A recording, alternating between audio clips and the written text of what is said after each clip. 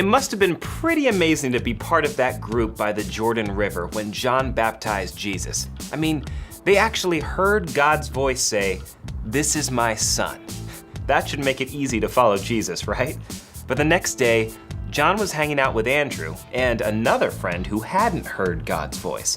But when John pointed to Jesus and said, "Look, the Lamb of God," Andrew started to follow Jesus.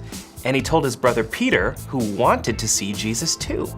When each of these people heard what God said, they were ready to make a change and start following Jesus themselves.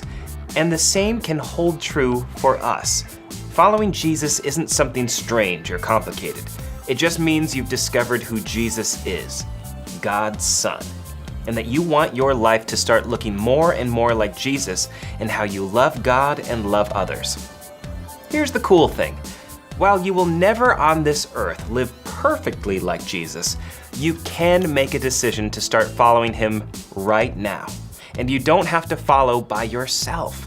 God will help you become more and more like Jesus every step of the way for the rest of your life. That's why this is the most important thing to remember today. Discovering what God says helps you follow Jesus. Hey, if you still got questions about what God says or what it means to follow Jesus, just ask your small group leader or someone you know who follows Jesus, like maybe your grandmother. Sometimes my mind gets so full of questions, I like to write them down. That is why I always carry a pen.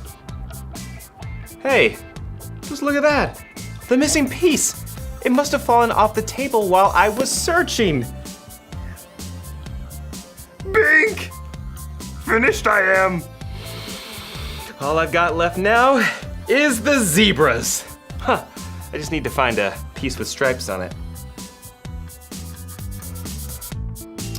A lot of pieces with stripes on it.